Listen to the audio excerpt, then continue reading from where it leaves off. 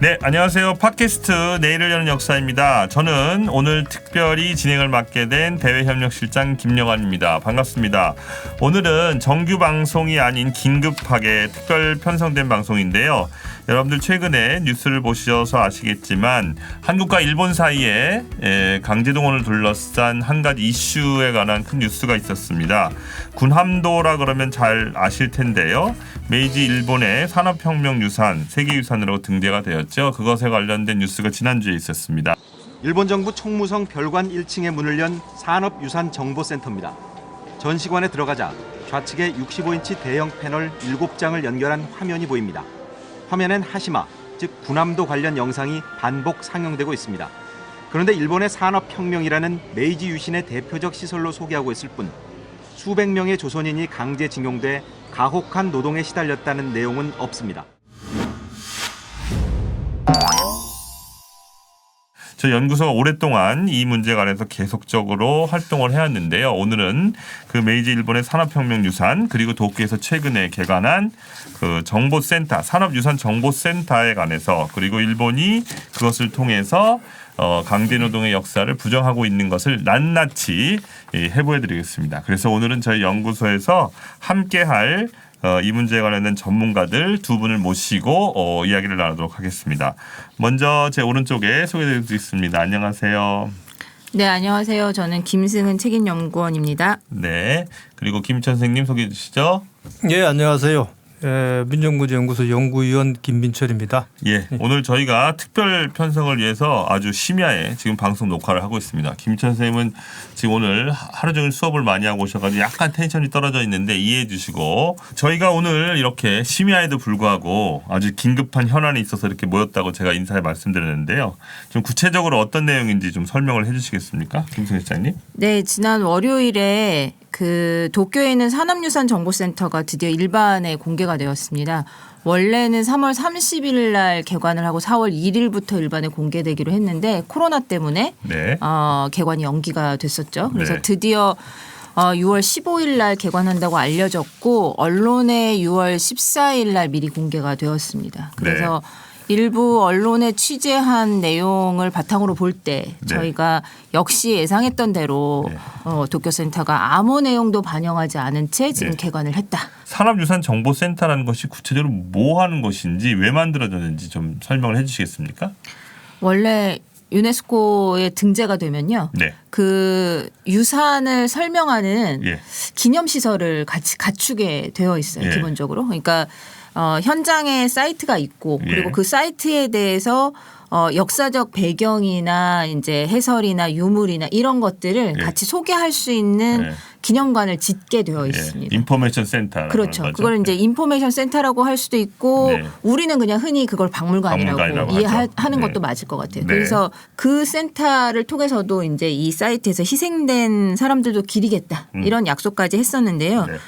인포메이션 센터가 제 기능을 하려면 각 사이트에 만들어져야 되잖아요. 근데 이거를 나가사키 군함도면 군함도 옆에 뭐 어디 옆에 다 있어야 되겠죠. 그런데 이제 도쿄에 집중시켜서 23개에 흩어져 있는 이 산업유산의 각각의 정보를 갑자기 수도 도쿄에다가 모아서 하겠다. 어떻게 보면 그 권고사항 자체도 제대로 사실 이행하지 않은 것이라고 볼 수 있어요. 제대로 된 기능을 할 수가 없는 곳에 인포메이션 센터가 있다라고 해도 과언이 아닙니다. 네. 우리가 요구한 거를 이제 들어주지 않은 걸 넘어서서 오히려 지금 강제노동이 없었다든지 또 오히려 역사 왜곡으로 내용을 채우고 있어서 그 문제가 더 좀 심각한 상태다. 그러니까 산업유산정보센터라고 하는 것이 그 군함도를 비롯한 강제동원의 사실, 일본 정부가 약속을 했음에도 불구하고 전혀 그런 사실을 반영하지 않은 채로 저희가 기대를 저버리지 않고 뭐 나쁜 의미에서 그대로 공개가 되었다는 것이 이제 확인이 된 거죠. 저희도 예상을 했지만 그럼 그것에 관해서 하나하나 그럼 살펴보도록 하겠습니다. 먼저 이 여러분들 뭐 2015년에 사실은 이것이 메이지 일본의 산업혁명 유산이라는 것이 이제 세계 유네스코의 산업유산으로 등재가 되었는데요. 이 당시에 저희 연구소도 가서 열심히 또 활동을 했습니다. 그런데 2015년에 유네스코 산업유산 등재라고 하는 것이 무엇인지 좀 설명을 좀 해주시겠습니까? 네. 벌써 5년 전인데요. 네. 2015년에 사실은 이 오랫동안 이제 일본이 추진해 왔던 규슈 그리고 야마구치 주변의 네. 그 산업유산 시설들을 네. 유네스코의 산업유산으로 등재를 시키는 시도가 있었습니다. 네. 저희는 그것에 대한 부분에서 네. 이것이 메이지 시대의 산업유산이다라고 이제 시기가 한정되었고 네. 그리고 거기에 소속되어 있는 산업유산 시설들이 분명히 우리 조선인의 강제 동원의 현장이었고 네. 그리고 강제 노동의 이제 현장이었다는 사실이 이 유네스코 산업유산에 어떻게 반영이 될 것인가 그리고 제대로 반영하라라고 하는 요구를 담아서 유네스코 산업유산 등재에 대한 반대 운동을 펼쳤었는데요. 네. 2015년 7월 5일에 네. 산업유산으로 등재되었고 그 등재될 당시에 유네스코 결정 과정에서는 전체의 역사를 반영하라라고 네. 하는 권고 사항이 있었고 네. 거기에 대해서 일본의 유네스코 대사는 분명히 그것을 반영을 하겠다. 네. 그리고 자신의 의사에 반해서 끌려온 조선인과 그리고 여타 다른 나라의 사람들이 있었고 네. 그리고 그들의 징용 노동 가혹한 노동의 현실을 반영하도록 하겠다라고 네. 하는 약속을 한 바가 있습니다. 김 선생님 왜 이거를 갑자기 산업유산으로 일본이 등재를 하게 된 거죠? 왜 갑자기는 아니고 일본 사회가 전체 지난 한 20년 넘게 보수화 돼가는 과정에서 네. 일본의 보수주의자들의 이제 생각에는 네. 일본의 젊은이들에게 국가관이 없다. 네. 그리고 일본의 역사를 굉장히 자학적으로 기존의 역사들이 가르치고 있다. 네.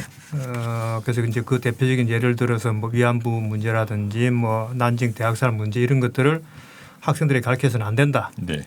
그 대신에 그러면 뭘 가르쳐야 되느냐? 일본의 자랑스러운 역사를 가르쳐야 된다. 그렇게 네. 해서 이제 기존의 교과서를 공격하고 그다음에 우익적 관점이나 국가주의적 노선을 강조하는 교과서들을 이제 만들고 그걸 교육시키는 한편 동시에 이제 일본에 이런 자랑스러운 역사가 있다라는 거를 이제 다른 이제 기념시설들을 국제적으로 인정받기 위한 그런 작업들을 했죠. 그 중에 하나가 이제 이 바로 동아시아에서 유럽을 제외하고는 산업혁명을 가장 먼저 한 나라다. 네. 그런 이제 자랑스러운 역사를 젊은이들에게 가르쳐야 한다는 그런 그 뭐 일종의 이제 보수화 프로젝트죠. 그렇죠. 우경화 프로젝트의 예. 한 일환으로서 어두운 것들은 제외시키고 없애버리고 밝은 면만 가르침으로 인해 가지고 일본의 역사 교육 전체를 그렇게 바꾸고 그건 뭐 궁극적으로는 헌법 개정까지 가려고 하는 네.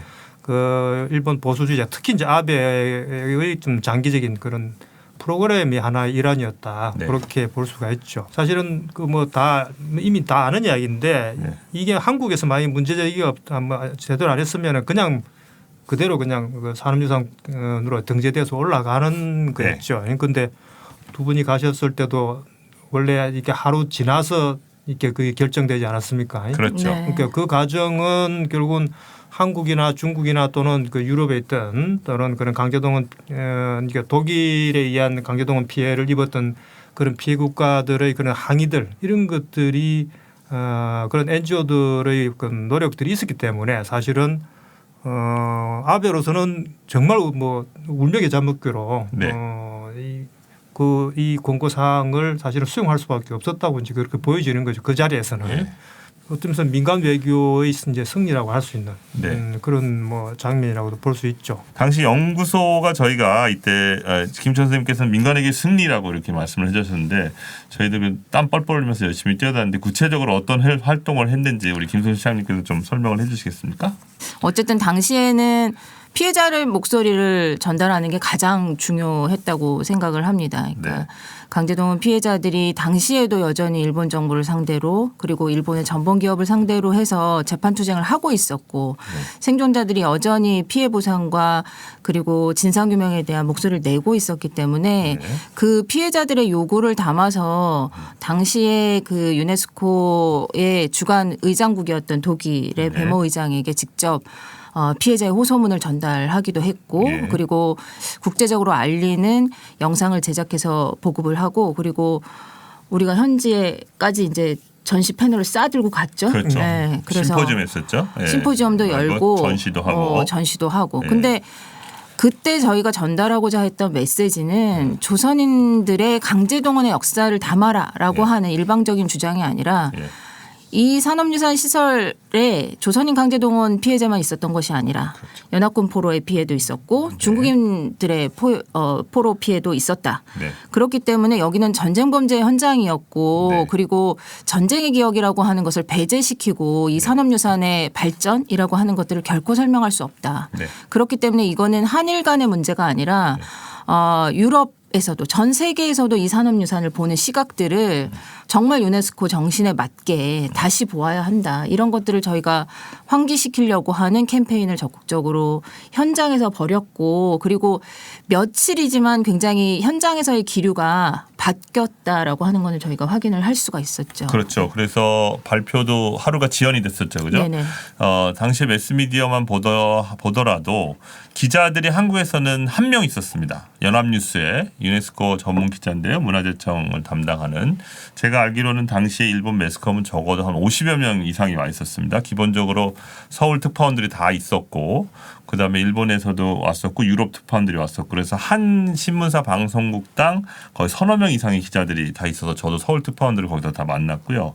그다음에 이제 이 메이지 시대의 산업유산이라고 하는 것이 일본의 여러 군데 현에 걸쳐져 있지 않습니까? 저 큐슈부터 저 동북지방의 이와테현까지 그 도지사들이 또 다 와 있었죠. 그래서 이제 박수를 치고 이것이 이제 산업유산으로가 등재가 되면 박수 치면서 이제 생방송으로 하려고 대기를 하고 있었는데 저희 한국 측에 또 강력한 항의가 있었고 또 저희들의 활동 덕분에라고 이야기할 수도 있겠지만 유네스코 회의사상 그렇게 전례가 없는 하루가 연기되는 상황이 벌어졌습니다. 근데 제가 아까 그 외교의 승리, 민간 외교의 이제 승리라고 말씀을 이제 드렸냐면은 그 2015년 봄하고 2014년 겨울에 일본에 갔었는데 그때 이미 일본의 언론들은 그냥 산업유산으로 등재가 돼 있는 것이 기정사실화 돼 있었어요. 그래서 당연하다. 기사들이 그렇게 나와 특집을 싣고 있어가지고 어떤 면에서는 제가 거꾸로 아베 입장에서 본다라면은 완전히 한국에게 허를 찔린 셈이죠. 왜냐하면 강제노동 문제가 이 유네스코 산업유산에 전면화되리라고는 전혀 예상을 못했기 때문에 그냥 등재되는 거예요.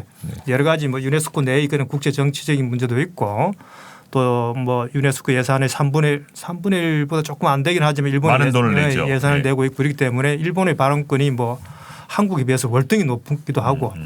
또 유네스코 입장에서는 뭐 두 나라가 뭐 역사 문제 가지고 싸우는 것에 대해서 별 관심도 안 가지고 그래서 그렇기 때문에 사실상 그냥 뭐 통과되는 거로 그냥 거의 기정사실화돼 있었던 것이 갑자기 이제 강제노동 문제가 세계적으로 중요한 이슈로 이제 의제로 제기가 된 셈이 되는 거죠. 그 결과 그 문제가 해결되지 않는 한 강제노동 문제는 이 산업유산 의제에서 계속 지속적으로 문제가 제기될 수밖에 없다. 그러면은 사실은 뭐 일본 아베 입장으로서는 대단히 불쾌한 하나의 뭐 성과라고 할 수 있는 거죠. 그래서 결국에는 채택이 되긴 했지만 또 그 채택이 될 때도 어떤 이야기도 있었냐면은 당시 일본 정부에게 강력한 어떻게 보면은 권고 사항이 내렸었죠. 아까 김승훈 실장님께서 소개를 해주셨지만 간략하게 핵심적인 내용을 김천 선생님이 말씀해 주시겠습니까? 근데 뭐 권고 사항이기 때문에 말 그대로 이게 뭐 법적인 강제력은 없긴 하지만 그래도 이게 이제 상당히 국제적인 약속을 하는 거죠. 그래서 한국이나 피해국들의 문제 제기에 대해서 당시 유네스코 이제 대사가 그걸 받아들여서 그런 강제노동 등 그런 전체 역사 풀 히스토리라고 이야기를 포괄적으로 그런 것들을 전체 그걸 담도록 하겠다라고 네. 그 총회 석상에서 국제사회를 상대로 공식적으로 발언을 했죠. 예. 물론 그 다음 날 바로 부정하는 또. 바로 네. 뭐 또 일본에서 그걸 부정하긴 했습니다만, 네. 그러니까 그게 그런 의미에서 이제 사실 국제사회 약속을 안 지키는 건 한국이 아니고 일본이죠. 네. 네, 그래서 저도 그때 발표 당시의 기억이 생생한데 일본의 그 유네스코 대사가 그 자리에서 처음으로 그 자발적 의사에 반해서 조선을 비롯해서 forced labor라 그랬죠, 그죠? 예, forced labor. 그러니까 자발적 의사를 반해서 강제 노동을 했다는 얘기인데 바로 일본 정부에서 기다렸다는 듯이 징용에 의한 것이기 때문에 강제 노동이 아니다. 근데 누가 봐도 거짓말이다라고 하는 사실이 밝혀지게 된 것이죠. 그리고 그때 저 재밌는 저 번역 문제 가지고 일본에서 에피소드가 있지 않았나요? 네, 어떤 게 있었죠? 그러니까 퍼스트 레이블을 이제 일본으로 번역해 일본 국내 소개를 하는데 일본 네. 정부가 일하도록 하게 되었다. 그렇죠. 뭐 이렇게 그렇죠. 해가지고 네, 일하도록 하게 하였다. 그래서 네. 도대체 퍼스트 강제 노동을 그러니까 일을 하게 했다는 이야기죠. 일본은 네. 그렇게 번역을 해서 일본의 젊은이들 사이에서 중학교 영어 공부를 다시 해야 되겠다 하는 그런 이야기들이 뭐 예, 도달했습니다. 그래서 사실은 이 발언을 한 그 사토 군인가요? 예, 사토 군이 군인. 대사 같은 경우에는 우익들한테 엄청난 공격을 받았습니다. 사실은 이런 것들을 그 자리에서 그대로 인정을 했기 때문에 그래서 이제 유네스코로 등재가 됐는데 그래서 아까 실장님께서 말씀하셨지만 저희들이 강조하고 싶은 것은 단순히 이것이 저희들이 무턱대고 반대를 하는 것이 아니라 저희들과 함께 운동을 해온 일본 시민들과 등재를 하되 전체의 사실을 기록하라라고 하는 것들을 요구를 했었고 어떻게 보면 또 그것이 반영됐다고 할 수 있겠습니다. 그 뒤로 이제 5년의 세월이 흘렀습니다. 지금까지 약 5년 동안 일본은 그럼 무엇을 했는가라고 하는 것인데요. 2017년부터 2019년까지 매년 이제 연례 보고서를 유네스코에 일본 정부가 권고사항을 지켰는지 가서 제출을 하게 되어 있는데 그 내용은 어떤 것이었죠? 김지원 선생님 좀 말씀해 주시겠습니까? 그 보고서의 해석 전략에는 이제 상당 부분은 이제 기술적인 그런 이제 보존 문제도 있고, 네.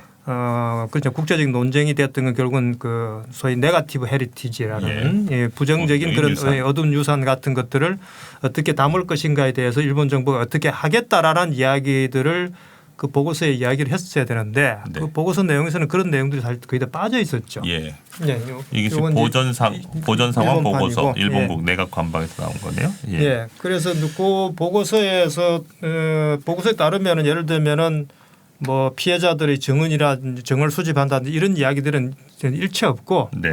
그러니까 강제노동 문제 자체에 대한 언급을 하지 않은 거죠. 예. 그럼 권고 사항을 사실상 이행하지 않았다라고 않았다. 이렇게 평가할 수 있습니다. 네.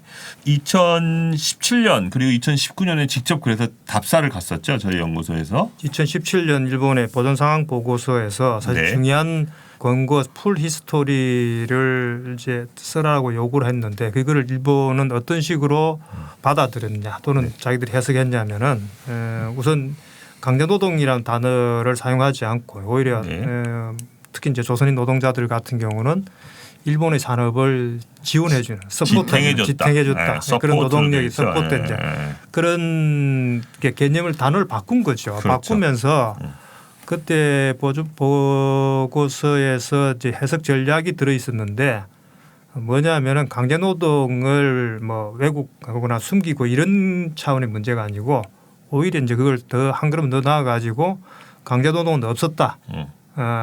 대신에 이제 오히려 한국인과 그러니까 조선인과 일본인 사이에는 차별이 없어 같이 잘 살았다. 네. 또는 일본인들의 증언을 그러니까 일본의 정부의 유리한 증언들을 수집하겠다라는 식으로 그렇게 방향을 그 보고서에서 잡았었어요. 네. 그러니까 이거는 단지 강제노동을 부정하는 걸 넘어서서 역사 자체를 완전히 왜곡하거나 아니면은 뭐 날조는 아니지만은 굉장히 편향된 방식으로 하도록 그렇게 이제 전략을 세웠던 것이고 그 기조가 지금까지 이어지고 있고 그대로 지금 진행되고 있다는 건 이제 그런.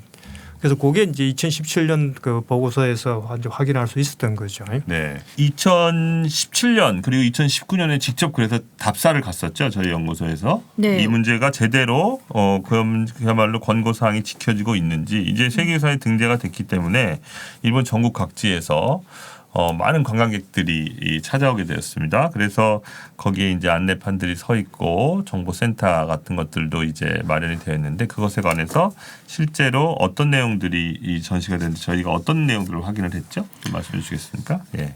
이 보고서 안에 향후에 어떤 내용이 담겨야 한다라고 하는 것을 이제 한일 시민사회가 같이 가이드를 제시하자라고 네. 하는 차원에서 저쪽에 이제 저희가 보이게 세 권의 가이드북을 전시를 해놨는데 바로 저걸 만들었습니다. 예. 네. 그 내용 안에 네. 이 메이지 산업혁명 유산이라고 하는 것이 도대체 뭐고 네. 그리고 거기에 담겨 있는 한일 시민이 생각하는 풀 히스토리가 뭐다라고 하는 것을 이제 저희가 담으면서 지금 산업유산 각 사이트들이 산업유산으로 등재된 이후에 스스로의 산업유산을 무엇을 설명을 하고 있는지를 현장에 가서 눈으로 확인을 했고 그리고 거기에는 역시 이 전체 역사는커녕 메이지 시기에 초창기에 이것이 어떻게 발생했다라고 하는 차원 정도밖에는 나타나지 않는 그런 안내에 그치고 있었다. 그런데 저 산업유산들 중에서는 이미 일본의 시민들에 의해서 조선인 강제노동의 현장이었다라고 하는 것이 스스로 발굴되고 기록되고 그리고 거기에 일본인 노동자들의 노동 운동에 대한 역사 또한 기록되고 있는 현장들을 같이 확인할 수가 있었거든요. 네네. 그리고 그러한 그 현장에서 희생된 사람들에 대한 시민들의 추모의 노력, 기억의 노력 이런 것들이 각 사이트마다 곳곳에 서려 있는 것들을 저희가 같이 더불어서 확인을 했고 그것과 함께 이 메이지 산업혁명 유산을 이해해야만 올바로 이해할 수 있다라고 하는 차원에서 이제 저희가 가이드북을 제작을 했었죠. 네, 즉 결과물로 이것이 나온 건데, 그죠? 일본의 메이지 산업혁명 유산과 강제노동, 민족문제연구소와 강제동원 진상규명 네트워크, 이거 일본 단체입니다. 일본에서 수십 년 동안 이 강제동원 문제를 연구해 오시고 조사해 오신 시민들의 모임인데 저희가 같이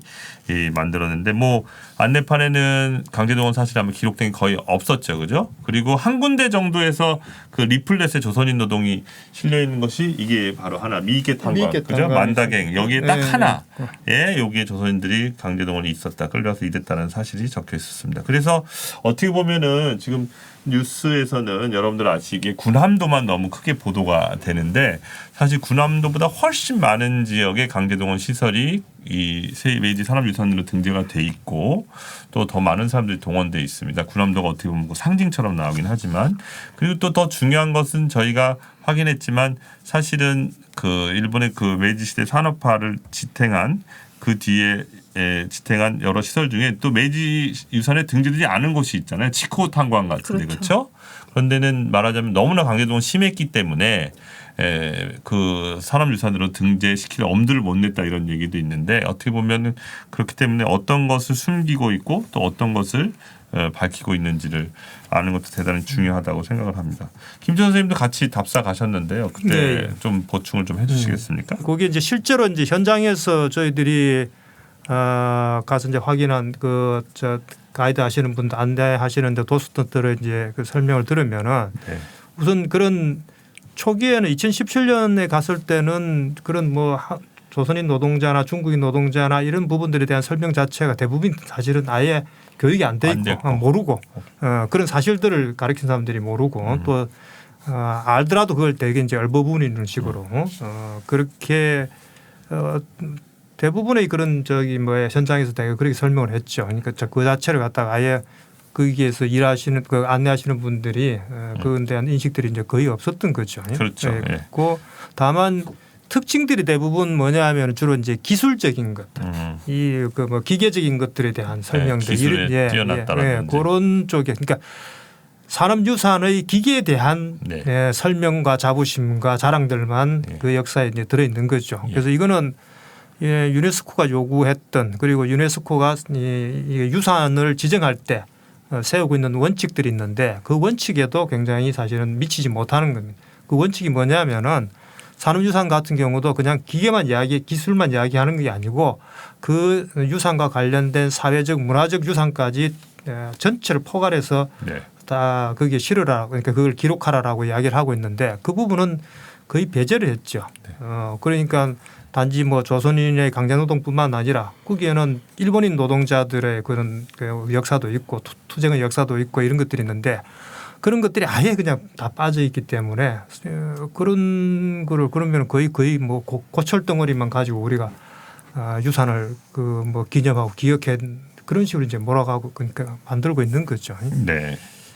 예, 그래서 저희도 같이 갔었는데 저희가 이제 거기 자원봉사 하시는 분들이 설명을 되게 열심히 하시잖아요, 그죠? 거의 퇴직하신 시민들이 이제 자기 지역에 이 세계유산으로 등재가 됐으니까 다 자기 자원봉사 와서 열심히 가이드도 하셨는데 설명을 다 듣고 나서 저희가 꼭 물어봤죠. 그런데 여기서 조선 사람은 일하지 않았나요? 그랬더니 할아버지들이 되게 얼버무리거나 피하거나 회피하거나 어떻게 보니까 그 저희가 듣기로는 그런 것들은 이제 어떻게 보면은 그 정부 차원에서 이 가이드 지침 이런 것이 내려졌다 이런 얘기도 했었죠. 그렇죠. 그래서 의도적으로 그것을 숨기려고 하는. 그래서 군함도 같은 경우에는 또 너무 유명하니까 한국 사람들도 많이 갔잖아요. 그래서 이제 그쪽의 가이드들은 사람에 따라서는 한국 사람들, 조선 사람들 얘기를 언급하는 사람도 있고, 아니면 저희가 대량으로 이렇게 가니까 약간 긴장하면서 가이드가 가이드를 하는 그런 상황도 저희가 연출된 걸 확인한 적이 있었습니다. 그래서 결론적으로 말하면 그러한 것들이 제대로 실질적으로 현장에서 가이드 아니면 안내판에 제대로 반영되고 있지 않았다. 그래서 저희가 이런 가이드북을 영어, 중국어, 일어 아니죠? 죄송합니다. 중국어 없네요. 일어 중국어 만들어야 되겠네요. 한국어, 일본어, 영어로 발행을 했고요. 판매하고 있습니다. 그러면 군함도 이외에도 강제동원 시설에 관해서 세계유산에 관해서 잘 설명이 되어 있으니까 많이 활용해 주시고요. 그럼 다음 주제로 좀 넘어가고 싶은데요.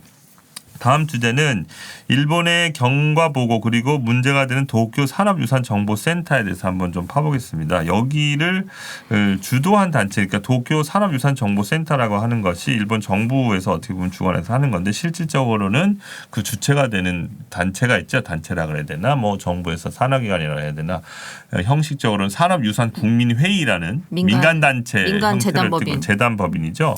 그 어떤 단체죠? 좀 설명을 해주시겠습니까? 말 그대로 이제 그 광범위한 그 여러 계층들이 요 산업유산을 홍보하고 국제적으로 홍보하고 관리하고 뭐 하기 위해서 만든 그런 뭐 조직처럼 할 수 있는데 그래서 주로 이제 재계인들뿐만 아니라 정치인들, 보수진 정치인들 그다음에 이제 각 지역의 요 유산과 관련해서 활동한 사람들. 그런 사람들이 모인 이제 조직체인데 그걸 이제 정부 차원에서는 전체적으로 예산을 집행하지만은 그거를 실질적으로 수행하는 외곽 단체, 뭐 그렇게 관변 단체 뭐 이런 거로 쓰겠죠. 뭐 그렇게 볼 수. 그러니까 형식은 민간 단체인데 그 거의 뭐 관변 단체에 준하는 그 활동을 하고 있습니다. 그리고 이제 더 이제 특징적인 것이. 유네스코에서 그런 풀 히스토리를 이제 담으라라고 권고를 했는데 그걸 저희들 생각 같으면은 뭐 국가가 직접 하지 않겠습니까? 그런데 그 내용들을 전부 이 산업유산 국민회의에다가 위탁을 했습니다. 위탁을 해서. 그것도 굉장히 많은 돈을 주고. 돈을 많죠. 그래서 그 실질적으로 이제 그 내용을 채우는 게 바로 이 산업유산 국민회의다. 이제 그렇게 볼 수 있고. 그다음에 인맥으로 따지면은 원래 이제 이걸 전체적으로 기획하고 주도했던 게 그 관방에 참사로 있었던 가토 고고 씨 아닙니까? 이제 이 양반이 그 공무원 이제 어공이죠. 어쩌다 공무원직을 이제 그만두고 나와 가지고 간 곳이 바로 이 산업유산 국민회의의 전무이사로 갔습니다. 가면서 한 인터뷰가 있는데 자기가 앞으로 할 일은 이제 이 유산을 만들었기 때문에. 한국의 NGO들이 계속 공격을 하되니까 오히려 일본이 포위돼 있다. 그래서 그 문제를 해결하기 위해서 우선 그게 살았던 사람들의 증언들을 열심히 받아가지고 한국이 거짓말을 하고 있다라는 것을 증명하고 싶다. 그런 이제 포부를 인터뷰에서 밝혔죠. 그 얘기부터 하셔야죠. 가토고고부터 하셔야죠. 아베 신조에. 그거는 보통 내가 혼자 다 이야기하면 재미없죠. 유치원 동창. 그런 사적인까지 나면 얼마나 중요한 인맥인데요. 한번 얘기 좀 해주시죠. 그거 아니면은 이 일을 어떻게 추진을 했겠습니까? 뭐라 그랬다고요? 아베한테? 신짱 이렇게 했겠죠. 신짱. 네, 신짱 네가 걱정 마. 내가 해줄게. 내가 해줄게. 아베가 워낙에 유네스코 하려고 너무 하니까 가토 코코가 영어도 잘하고 외교관 출신이라서 하버드에서 공부했죠. 네. 하버드에서 관광산업학을 전공을 했다고 하고요. 그래서 이 사람이 미국에 있을 때 이제 폐촌이 된 공업 지대의 마을에 어떻게 산업유산을 등재시켜서 이게 관광으로 부흥하는가 이런 것들을 경험을 하고 드디어 이제 일본이 이것으로서 세계유산 등재의 어떤 범주를 넓힐 수 있겠구나라고 새로 개척하고 내가 너의 고향 야마구치를 세계유산으로 만들어줄게. 네. 이런 거죠? 예, 말도 안 되는 소가손주 같은 걸 잡았죠. 그렇죠. 말도 안 되는. 가토 고오코, 이 사람 아주 핵심적인 사람입니다. 그래서 신짱, 내가 해줄게, 걱정하지 마. 그래서 실제로 센터장이 됐죠. 여기에 이 사람유산 국민회의의 센터장이 됐습니다. 그들은 구체적으로 그러면 어떤 활동을 했는지 이게 사실은 등재될 때부터 이 가토 코코를 둘러서 10년 넘게 이제 공작을 이렇게 많이 해왔다 그러더라고요. 그래서 사실은 이 등재를 할 때도 이 아무래도 너무 무리하니까 이 전 떨어져 있고 이거 메이지대 산업유산이라고 하는 것을 등재시키는 것이 무리하니까 실질적 문화재 전문가들은 거의 반대를 했다 그러더라고요. 그러니까 이제 아베가 다 잘라내고 그 사람들 싹 갈아버렸죠. 유네스코 관련된 공무원들도 뭐 그런 일을 맡고 해서 다 한 사람이 가토 코코라고 할 수 있는데요. 그럼 이 산업유산 국민회의는 구체적으로 어떤 활동을 했습니까? 저희 제목하고 조금 비슷할지도 모르겠는데요. 저희가 낸 구남도의 끝나지 않은 전쟁이라고 하는 책 제목을 저렇게 쓸 수밖에 없었던 것이 가토코코가 추진한 구남도의 진실이라는 사이트를 언급하지 않을 수가 없습니다. 한글로도 돼 있죠? 네. 한글로 아주 서비스가 잘 돼 있고요. 동영상에 한글 자막이 다 나오고요.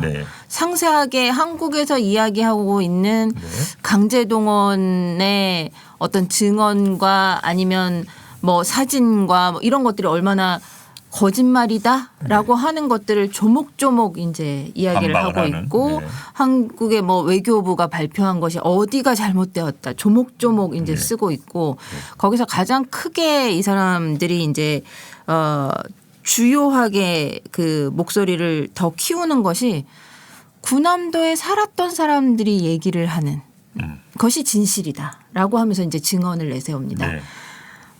외모로 봐서는 굉장히 나이가 많으신 분들이 증언을 하시는데요.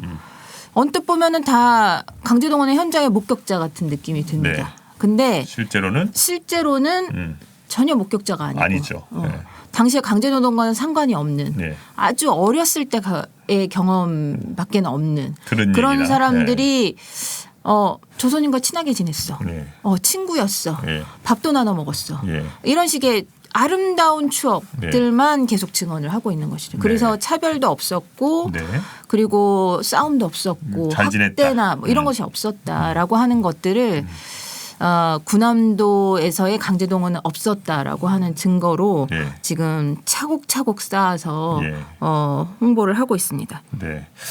그래서 그들이 지금 나왔지만 주장하는 이런 강제동원을 부정하는 논리와 주장 이게 대단히 중요한 것 같은데요. 이게 지금 현재 한국에서도 그 유명한 반일 종족주의 이론자들하고 어떻게 보면 똑같은 이야기들을 하고 있는데 어떤 내용들이 주로 있는지 김철 선생님 소개해 주시겠습니까?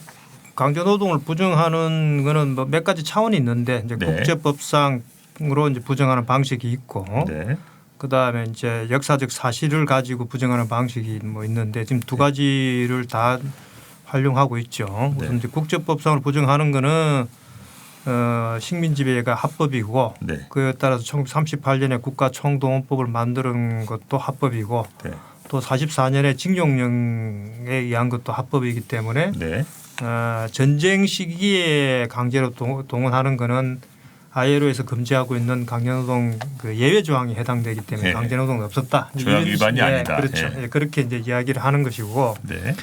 그다음에 이제 역사적 사실로서 이제 그 강제노동을 부정하는 거는 우선 그런 강제성이 없고 자발적으로 돈을 벌러 왔다라는 거고 두 번째는 이제 그런 뭐 민족적 차별이 없었다. 이제 이런 것들을 당시 살았던 사람들의 이야기를 가지고 증명을 하겠다라고 한 게 이제 가토코코의 기본적인 전략이었어요. 그래서 그게 아까 말씀하셨던 그 산업유산 국민회의가 그 전부터 가지고 있던 그 웹사이트가 구남도의 진실인데 그래서 그 초기에 그런 그 주민들의 증언들을 계속 이제 번역을 해서 그걸 공포를 했죠. 알렸는데 그때는 기본적으로 우선 그 증언들이 비판을 받을 수밖에 없는 게 도대체 이 증언을 하는 사람이 누군지에 대한 정보를 넣지를 안 했어요. 네. 그러니까 도대체 이 사람이 뭔 사람인지를 알 수 없는 증언들을 해놓기 때문에 한 2년 정도는 그렇게 운영을 했습니다. 그런데 이제 그거를 몇 년 전에 이 증언이 도대체 뭐냐, 일본에서도 그런 비판이 있었고 해가지고 작년에 다시 확인해 보니까 이제 구체적으로 그 개인 정보들이 이제 들어갔죠. 그리고 그게 지금 군함도의 진실과 그다음에 산유산 국내에서 운영하고 있는 사이트 내용들 전체인데. 그다음에 이제 그거 외에 특히 이번에 추가됐던 것들은 이제 미끼 탄광의 노무계로 가서 일을 했던 사람의 이야기들. 그래서 실제 근데 그 사람은 주로 중국인들을 관리하는 관리자. 되게 학교 졸업하고 바로 갔으니까 20대 초반이죠. 네. 근데 그 사람의 이제 이야기를 듣고 이제 중국인 노동자들 어떻게 관리했는가 뭐 이런 이제 것들을 이제 증언하고 있는데. 그 내용이 산업유산 국민회의에 있는 내용의 그 증언의 그 핵심들입니다. 네. 그리고 그 내용의 되게 제가 추측하건데 거의 그대로 도쿄에 있는 센터에 지금 그대로 가 있을 것이다. 원래 그걸 하려고 했던 거니까. 네. 그래서 그거는 이제 사실은 굉장히 좀 중요한 그런 증언의 문제가 있습니다. 뭐냐면은 첫째는 당시에 그 당시에는 어린애들이 초등학교 학생들 수준이죠. 증언을 했던 사람들이 대부분이 그 사람들의 경우는 실제 탄광안을 들어가서 탄광의 그 내용을 알 수가 없어요. 그렇죠. 물론 이야기는 듣겠지만, 막장에 들어갈 수 없는 거니까. 이제 그런 게 있고, 그 다음에 조금 이제 이거는 좀 구분해서 봐야 될 필요가 있는데 군함도에 끌려갔거나 거기에서 일했던 조선원들이 어떤 사람들이었을까? 네. 그러니까 일본인 거주지와 가까이에 거기에 섞여서 살고 있는 조선인 노동자들도 있고 이 사람들은 이미 뭐 20년대나 30년대 일찍 가서 간 사람들. 한 사람들도 있고 또는 뭐 연고 모집 형태로 가족으로 간 사람들. 그 사람들의 경우에는 대부분이 뭡니까? 어릴 때니까 친구들끼리 놀죠. 그런 기억들은 갖고 있는 거예요. 그렇지만은 소송을 하거나 피해를 호소하고 피해 구제 조치를 요구하고 일본에 책임을 묻는 많은 피해자들의 경우는 그런 사람들보다는 대개 39년 이후에 동원됐던 사람들이기 때문에 사실은 노동의 조건의 현장도 좀 많이 다르죠. 그런데 그런 이야기들은 이제 모르는 거예요. 그래서 그 증언자들의 증언도 그걸 잘못됐다고 이야기할 수는 없는 거예요. 자기가 어렸을 때 자기 기억이니까. 그렇지만 그건 그 강제노동의 실상을 모르는 증언자들의 내용만 담은 것이기 때문에 우리가 조금만 더 합리적이라 생각한다면은 또는 그 유네스코의 권고를 존중한다고 한다면은 그러면 정작 거기에서 일을 했던 사람들의 증언들도 당연히 거기에 들어가야 되는 게 상식적이지 있지 않느냐. 그러면 대표적으로 예를 들어서 서정우 씨가 끌려갔던 게 나와서 계속 자기가 그런 강제노동의 역사를 이야기했던 그런 증언들은 이 센터에 과연 있겠느냐는 없는 거예요. 그렇죠. 나가사키에 오카마사를 기념관이 있는데 정작 그 당사자들의 이야기나 증언들은 완전히 배제를 하고 그냥 옆에 있던 어떤 어린 시절의 그 추억을 갖고 있는 사람들의 증언을 갖다 놓고 우리는 이렇게 행복하게 살았는데 왜 자꾸 거짓말하냐 이런 식으로 지금 구성을 하고 있지 않나 그런 생각을 하고 있습니다. 저희가 소장한 자료를 여기 앞에 조금 제시를 했는데 이 자료들이 바로 지금 산업유산이 있었던 그 지역에서 조선인 강제동원에 대한 그 기록을 남긴 자료들이에요. 이거는 저희가 만든 게 아니죠. 당연히 일본의 지자체와 그리고 시민들이 만들어 놓은 기록들이거든요. 그러니까 이 안에는 지금 이 산업유산 국민회의가 부정하고 싶은 강제노동의 현실과 그리고 거기에 피해와 차별과 학대와 이런 것들에 대한 기록이 고스란히 자신들의 기록 안에 있거든요. 실려 있죠 이미. 근데 이런 기록들을 이제 눈 감는 거죠. 짜깁기를 해서 만든 거죠. 그리고 권고도 사실은 저희가 일본 단체들하고 항의도 하고 의견서도 내고 그래서 시민단체들의 의견도 반영해라라고 했더니 일부 극소수의 사람들의 전문가 시민단체 의견을 반영해서 편향적인 내용들을 만든 것이겠죠. 조금 그 다른 맥락이긴 한데 이거는 일본 기자들이 좀 취재를 하면 좋을 것 같아요. 네. 뭐냐면 산림유산 국민회의와 관련된 건데 네. 그 2016년, 17년, 18년에서 매년 그 연구 용역을 받아가지고 네. 이렇게 보고서들을 이제 생산해서 정부에 보고를 했습니다. 산림유산 국민회의가. 네. 그래서 그 중에 요게 이제 2018년 보고서인데 네. 요게 얼마짜리 될 것 같습니까? 용역이요? 예. 예. 특기상으로 봐서는 한 연구소가 하면 한 2, 3천만 원이면 2, 3천만 원 많이 주는 거죠. 연구소에 2, 3천만을 누가 줍니까? 얼마짜리입니까? 요런 그 이제 2016년 보고서, 17년 보고서는 별 차이가 없고 2018년에 들어와서는 뭐 독일에서 기술도 들어온 거 그다음에 아까 말한 피해자 증언들 구술 들어간 것들이 있는데 오늘 뭐 이걸 이제 이건 일본 시민단체를 통해 가지고 정보 공개 요청을 했었는데 나온 보고서죠. 근데 그것도 보면 또 중요한 부분들이 또 먹칠들을 해놨어요. 특기죠. 일본에서 네. 정보 공개 청구하면 먹칠해서 내놓는 게. 그거는 뭐 그렇다 손치더라도 개인 정보 때문에 그렇다는데 요거하고 하여튼 총 금액을 따져보니까 36억인가요? 36억. 예. 그래서 36억이면 저 식민지 역사박물관을 또 하나 지을 수 있게. 그러니까 요런 거 새 거를 만드는데 예. 36억의 돈이 예. 일본 정부에서 산림유산 국민회의로 흘러간 거죠. 그래서 이거는 사실 거의 스캔들이죠. 거대한 그렇죠. 스캔들인데 예. 그만큼 산림유산 국민회의라는 게 사실상 그 대행 기구다. 일본 정부 대행을 하는 것이고 국민 입장에서는 자기들 세금이 저렇게 도둑질 당하는데 일본 언론에서 그걸 추적을 안 하는 게 조금 신기하긴 해요. 예, 저희 그래서 강제동원 진상규명 네트워크에서 저 정보공개 청구를 전문으로 하시는 홋카이도에 계시는 케이모 선생님 계십니다. 그분이 열심히 지금도 매년 예산을 얼마나 땄는지 누가 썼는지라고 관해서 추적을 하고 계시고요. 저희들도 같이 이런 부분에 관해서도 계속 밝혀낼 거라고 생각을 합니다. 자, 그러면 이제 그 도쿄 센터에 구체적으로 어떤 내용이 담겨 있는지에 관한 것인데요. 사실은 이게 15일날 공개가 됐지만 추첨을 통해서밖에 들어갈 수 없다고요? 네네. 봐도 뻔합니다. 예. 그 산림유산 국민회의 있는 사이트에 그 내용이 그대로 그냥 들어가 있을 거다. 예. 보지 않아도. 여기 보면 뭐 산업혁명의 궤적, 그다음에 음. 자료실 이런 식으로 되어 있는 내용은 뭐 안 봐도 뻔하다는데 구체적으로 그래도 한번 저희가 추후에 그 내용을 확인하는 대로 저희가 뭐 온라인을 통해서라도 그 내용이 어떤 것인지 여러분들에게 소개해드리도록 하겠습니다. 이제 슬슬 좀 마무리로 들어가야 될 것 같은데요.